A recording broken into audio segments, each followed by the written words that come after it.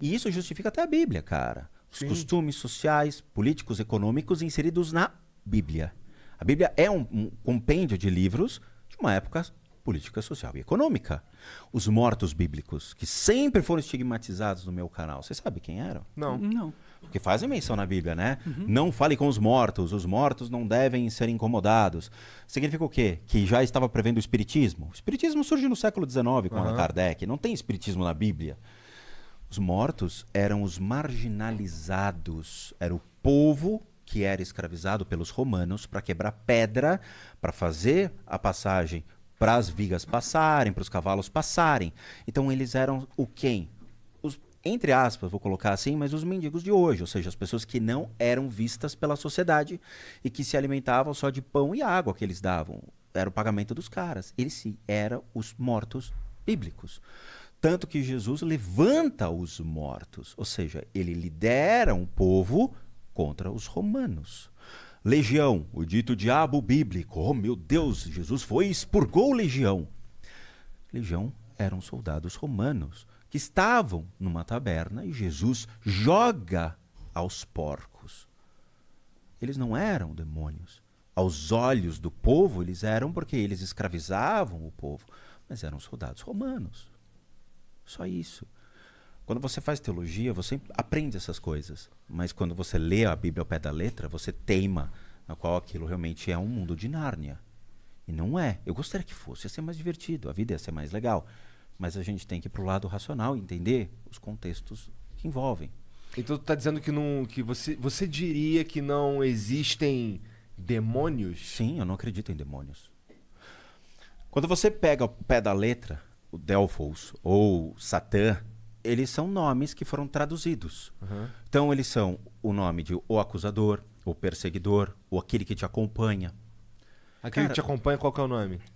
Tu lembra? Satã, por exemplo. É? Satanás, que na verdade, Satanás virou o cachorro-gato da bruxa do 71, né? Satanás! Mas ele era utilizado como o cara que te acompanha, o cara que te persegue. Cara, o que te persegue hoje? O monarca? Não. Que medo.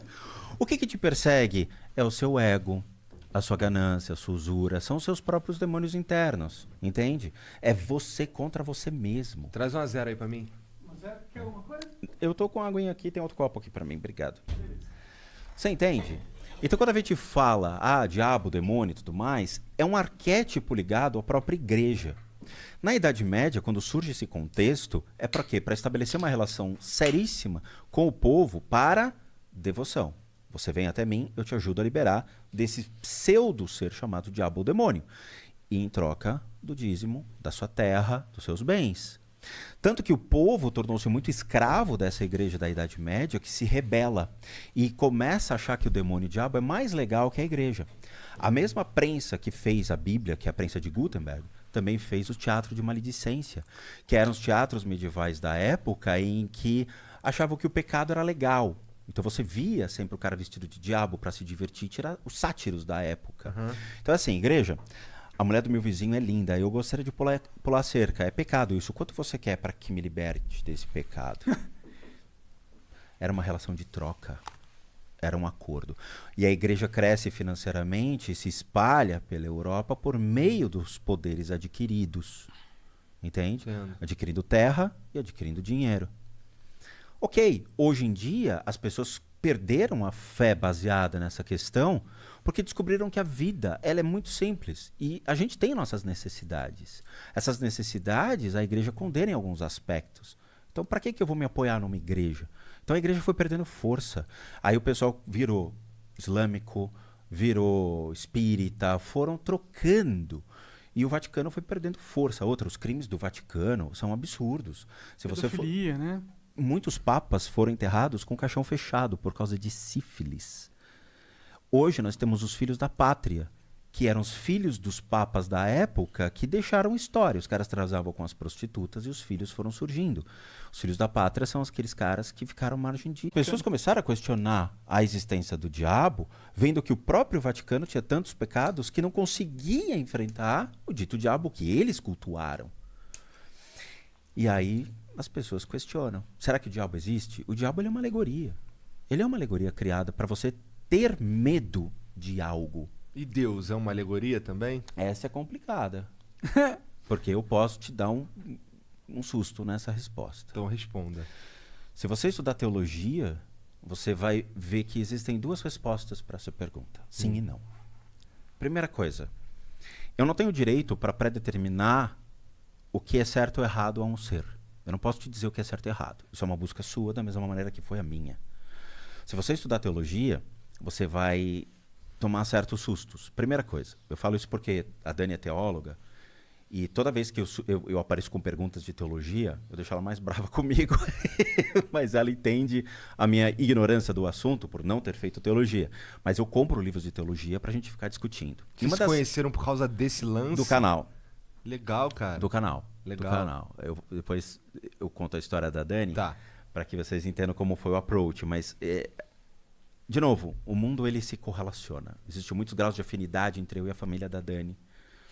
Que loucura, cara. E assim, se você for fazer teologia, você vai entender dois princípios. Primeira coisa, todo ser humano precisa de uma fé. Mesmo que seja baseada em qualquer coisa, a gente precisa acreditar em algo. Por quê? A vida é muito sacana. A vida é triste. Ela não é fácil de ser lidada. A gente vê miséria, sofrimento, dor. A gente vê roubalheira no sistema público de saúde. A gente vê ganância. A gente vê muita coisa que, se você ligar a televisão, você vai sair com uma depressão profunda sobre tudo aquilo. É um estado de impunidade.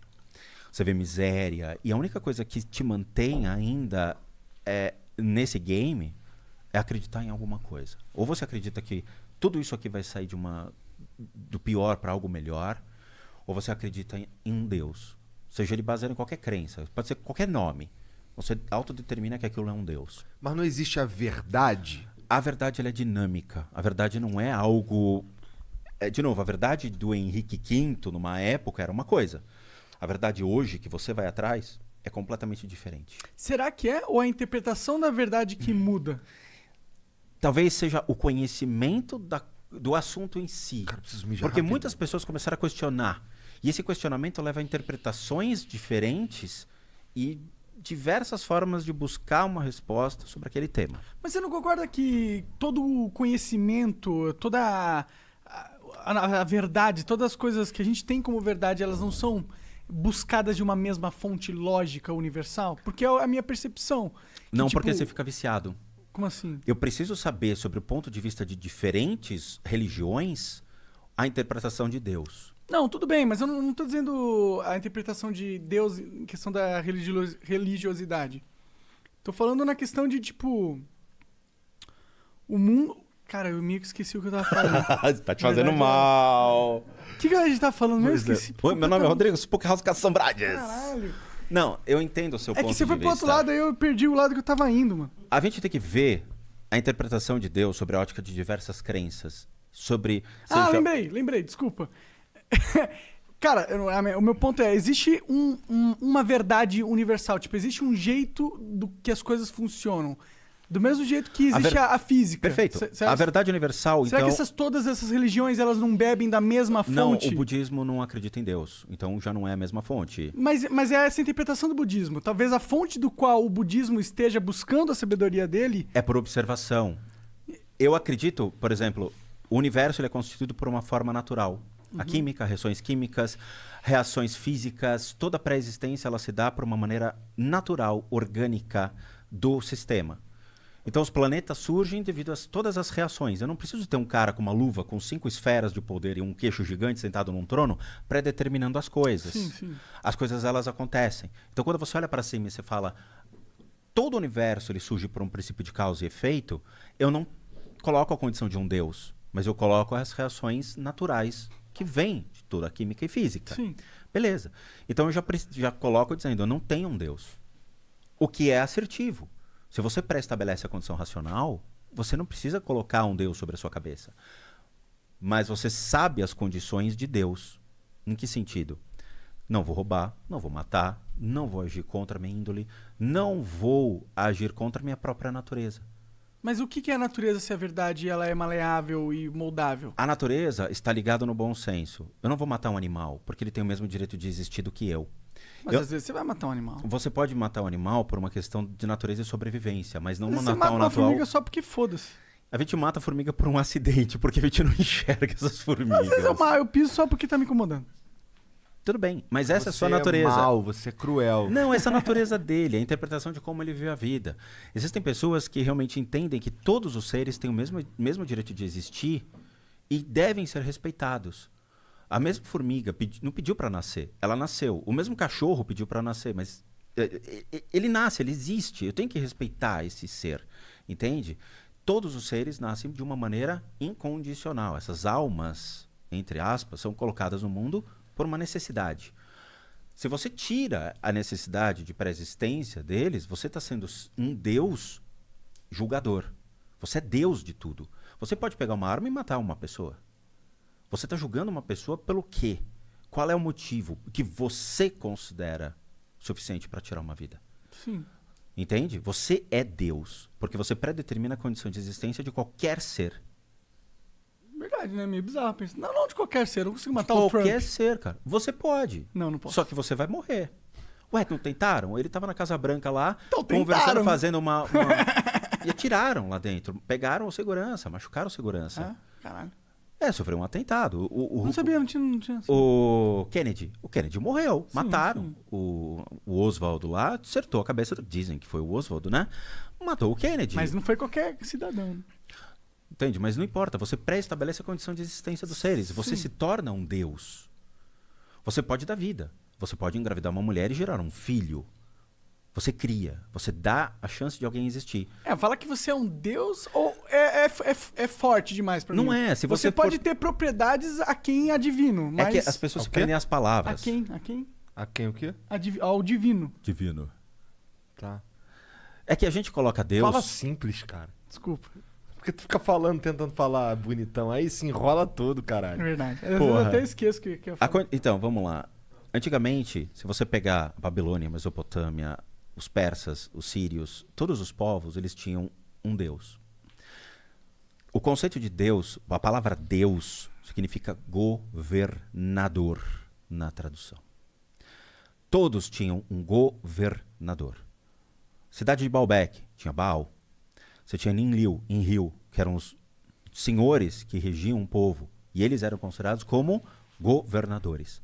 A tradução ao pé da letra coloca como deuses. Se você pegar a Bíblia do rei James, King James de 1610, fala, foram os deuses que colocaram o homem na terra. Entendi. Ou seja, deuses, nós estamos falando de dois deuses, por exemplo, Enlil e Enlil, que eram irmãos, um homem e uma mulher, que davam a vida para as pessoas. Eles predeterminavam agricultura, economia, política, questões sociais. Eles governavam um império, Rio Tigre e o Eufrates, que eram os dois maiores rios. Quando Nabucodonosor começa a destruir e unificar em um único Deus, ou seja, Nabucodonosor como Deus, ele vai destruindo todas as imagens, todos os bustos, todas as imagens dos outros deuses. Baal, que era o rei da cidade de Baalbek, chega para Nabucodonosor, e isso é real, e fala para ele, cara, não destrua a minha cidade. E todos começaram a ficar preocupados porque eles estavam perdendo o império. E ele não quis saber. Ele arrastou tudo e matou todos. Quebrou todas as imagens, falando, só pode haver um Deus, Nabucodonosor. Entenderam? O conceito de Deus, de novo, é uma palavra forte quando a gente não entende a etimologia da palavra. Mas quando você pega a palavra e começa a entender que em outros idiomas ela tem outra condição, ou seja, chama-se governador, então você entende que os deuses daquela época eram pessoas normais, Entendi. de carne e osso. Tá. Então, realmente, a resposta pra minha pergunta lá, Já se tu foi acredita dada. em Deus, é realmente complexa, né?